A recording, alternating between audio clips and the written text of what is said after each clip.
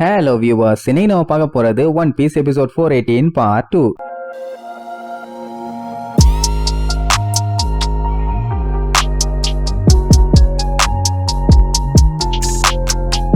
Open பண்ணா கடலுக்கு நடுவுல பயங்கரமா பனி பேஞ்சுக்கிட்டு இருக்க ஒரு ஐலாண்ட காட்டுறாங்க. அந்த இடத்த பார்த்தாலே அண்டார்டிகாவை பார்த்த மாதிரி இருக்குது. சொல்லப்போனா அதை விட மோசம். அங்கேயும் நம்மளால ஒருத்தர் வந்து விழுந்திருக்காங்க. அப்ப அந்த இடத்துக்கு தாத்தா பேரன் ரெண்டு பேரும் அப்படியே வாக்கு வருவாங்களா. அவங்க தாத்தாவால முடியல, ஒரு ஓரமா ரெஸ்ட் எடுத்துட்டு அதுக்கப்புறம் போலாம் பாரு. அவனும் சரி ஓகேம்பான். ஆனா அந்த டைம் திடீர்னு அவனோட பெட்டாக்கு எதையோ பார்த்து பயங்கரமா குலைக்கும். என்னத்தை பாக்குதுன்னு ஆப்போசிட்ல பார்த்தா பயங்கரமா ஜெய்ஜாண்டிக்கா ஒரு பெரிய சைஸ் உருவம் ஒண்ணு நின்னுட்டு இருக்கும். கண்டிப்பா அந்த மான்ஸ்டரா தான் இருக்கும்னு சொல்லிட்டு அட்டாக் பண்ண ரெடி அனுப்பாங்க. ஆனா அந்த நாய் வாயில இருந்து ராக்கெட் லான்ச்சர் விட்டு அட்டாக் பண்ணும். அதுலயே தெரியுது அது சாதாரண பெட்டு இல்லன்னு. அந்த பெட்டு ஒரே போட்டதுல ஆப்போசிட்ல இருந்த ஆளு போட்டுன்னு விழுந்துட்டான். அதாவது வேற யாரும் இல்ல, நம்ம பிராங்கி. ஐயோ அம்மா அவன் கத்திட்டு கிடப்பானா. அதுலயே தெரிஞ்சு போச்சு அது ஏதோ சாதாரண மனுஷன் தான். வேண்டாம் வேண்டாம் அவன் பெட்டுக்கிட்ட சொல்ல அந்த நாய் கேப் விடாம அட்டாக் பண்ணிக்கிட்டே இருக்கும். அதுவும் சாதாரண அட்டாக்கா ராக்கெட் லான்ச்சரை வச்சு பொழந்து கட்டும். சரி ரைட்னு அதுக்கப்புறம் போய் செக் பண்ணி பார்த்தா பையன் பேன்னு கிடப்பான். உடனே அந்த பொடி பையன் பார்த்துட்டு பதறுவான். ஐயோ ஒரு மனுஷன் இப்படி பண்ணிட்டோமே, என்னைய மன்னிச்சிருங்க, என்னோட பெட்டு உங்களை மான்ஸ்டர்னு நினைச்சுக்கிச்சுன்னு அவன் பாட்டுக்கு பேசுவான். உடனே நம்மளுக்கு கேஷுவலா எந்திரிச்சு உட்காந்துட்டு ஒன்னும் பஞ்சாயத்துலப்பா, எனக்கு ஒரு பிரச்சனையும் இல்லப்பா. உடனே அந்த பொடி பையன் பீதி ஆயிடுவான். ஆமா இந்த அட்டாக்ல சாதாரண மனுஷனாலலாம் தப்பிக்க முடியாது, செத்துருவாங்க. இவன் எப்படி தப்பிச்சான்னு தான் தெரியல. அதுக்கப்புறம் அவங்க தாத்தா வந்து பார்த்துட்டு ஒன்னு ஆகலனவனதான் அவரும் நிம்மதியாவாரு. அதுக்கப்புறம் ஆமா நான் எங்க இருக்கேன்,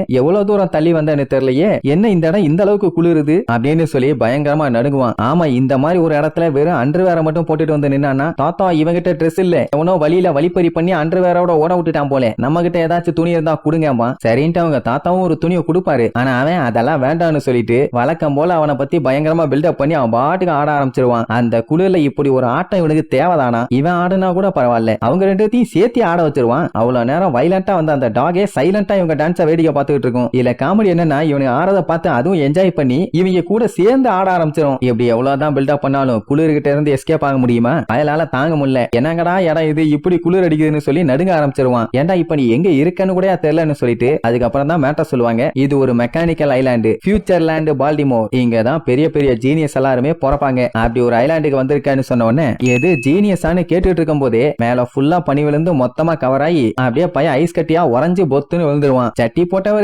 போட்டவரே எந்திரிங்கன்னு சொல்லி எவ்வளவோ எழுப்பி பார்ப்பாங்க. எப்படி எழும்புவான், அதான் உறைஞ்சு போயிட்டானே. சரி ரைட் இந்த எருமையை நேரம் ஹாஸ்பிட்டலுக்கு கூட்டு போவோன்னு அப்படியே குண்டு கட்டா கட்டி 3 பேரு சேர்ந்து தரன்னு இழுத்துட்டு போவாங்க. அப்படி கொஞ்சம் தூரம் போனதுக்கு அப்புறம் அங்க ஒரு இடத்த காட்டுறாங்க. பார்க்கவே பயங்கரமா இருக்குது. அங்க கூட்டு போய் ஹாஸ்பிட்டல் அட்மிட் பண்ண உடனே சுத்தி இருக்கவங்க எல்லாம் அவனை செக் பண்ணி பார்ப்பாங்க. அதுலயே தெரிஞ்சு போச்சு அவன் ஒரு சைபா இருக்குன்னு. ஆனா அவங்களால நம்ப முடியாத விஷயம் என்னன்னா பையன் கோலாவை அவன் எனர்ஜியா யூஸ் பண்ணிட்டு இருக்கான்னு. இப்ப என்ன பண்ணலாம், நம்ம கிட்ட கோலா இல்லையேன்னு சொல்லிட்டு அப்படியே மூளைய திருகி பயங்கரமா யோசிச்சுட்டு சரி இருக்கிறத வச்சு பண்ணுவோன்னு ஆபரேஷனை ஸ்டார்ட் பண்ணிடுவாங்க. இங்க தாத்தாவும் பேராண்டியும் வெளியில அப்படியே ஃபீலிங்கோட உட்காந்துட்டு இருப்பாங்க, அவனுக்கு எதுவும் ஆயிடக்கூடாதுன்னு. கொஞ்ச நேரத்துல ஆபரேஷன் முடிஞ்சு அப்படியே டோர் ஓபன் ஆகும். உள்ளுக்குள்ள இருந்து பளியேன்னு வெளிச்சம், அந்த வெளிச்சத்துக்குள்ள இருந்து அப்படியே பொறுமையா நடந்து வருவான். என்ன அவனை பார்த்துட்டு ஷாக் ஆயிருவாங்க, என்ன இப்படி மாறிட்டானேன்னு. அவன் மட்டும் இல்ல நம்மளுக்கே ஷாக்கா தான் இருக்குது. அட வேற ஒண்ணும் இல்ல, தலையெல்லாம் இழுத்து சீவி கையெல்லாம் கட்டிக்கிட்டு கோட்டு போட்டுக்கிட்டு ஜெட்டியோட வந்து நிப்பான். கோட்டு ஜெட்டி செம காம்பினேஷன். அப்படி வந்தவன் நீங்க தானே நீங்க காப்பாத்துனீங்க, ரொம்ப நன்றி, எப்படி சூப்பரானு கேப்பான். ஆமா முன்னைக்கு இப்ப டோட்டலா மாறிட்டீங்களே என்ன மேட்டர்னு கேட்டா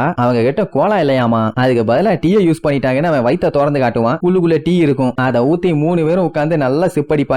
இப்ப என்னன்னா அந்த பொடி பயலுக்கு அது முக்கியம் இல்ல, வந்தப்ப அவன் செம ஃபன்னா இருந்தானாமா. ஆனா இப்போ ரொம்ப ப்ரொஃபஷனலா இருக்க, என்னாச்சு ஏதாச்சுன்னு கேட்பான். அப்படியா நான் எப்படி இருந்தேன்னு ஷாக்கா கேட்பான். அந்த பொடி பையிலும் அவன் என்னென்னலாம் பண்ணானோ அதெல்லாத்தையும் பண்ணி காட்டுவான். அவன் கேஷுவலா டீயை குடிச்சிட்டு என்னப்பா தம்பி இப்படி பப்ளிக்ல இண்டிஷனா நடந்துக்கிறேன், நோக்க வைக்கமா இல்லே, உங்க அம்மா அப்பா உனக்கு சொல்லி வளர்க்கலே அப்படின்னு வண்டியா திட்டுவான். சாரி இப்போ ரொம்ப டிடர்ஜென்ட்டா மாறிட்டாராம், ஐ மீன் டீசென்ட்டா மாறிட்டாராம், போடா விளக்குன்னு சொல்லி பச்சையா திட்டுவான். சோ இப்போ பிராங்கி மெக்கானிக்கல் ஐலாண்ட்ல மாட்டி ஜென்டில் மேனா மாறிட்டான். அடுத்து இவன் அங்க இருந்து தப்பிச்சு எப்படி நம்ம ஸ்டார் ஹெட் பைரட்ஸ் கூட வந்து சேர்றாங்கறதா மேட்ரு. அப்பதான் அங்க இருக்க ஒரு இடத்தை காட்டுறாங்க. யாருமே உள்ள போக்கூடாதுன்னு சொல்லி தடை போட்டு வச்சிருப்பாங்க. அண்ட் டோர்ல சுத்தி கட்டையை வச்சு ஆணி அடிச்சு வச்சிருப்பானுங்க. அப்ப அந்த டோருக்கு மேல இருக்க பேர்ல இருந்த பனிக்கட்டி எல்லாம் அப்படியே காத்துக்கு நகர்ந்து போகும். என்னடான்னு பார்த்தா வேகா பங்குன்னு போட்டிருக்கும். அவன் தான் மோசமான சயின்டிஸ்ட் ஆச்சே. சோ அப்படியே அந்த பயங்கரமான இடத்தை காமிச்சு இந்த எபிசோடுக்கு எண்டு கார்டு போட்டு முடிக்கிறாங்க.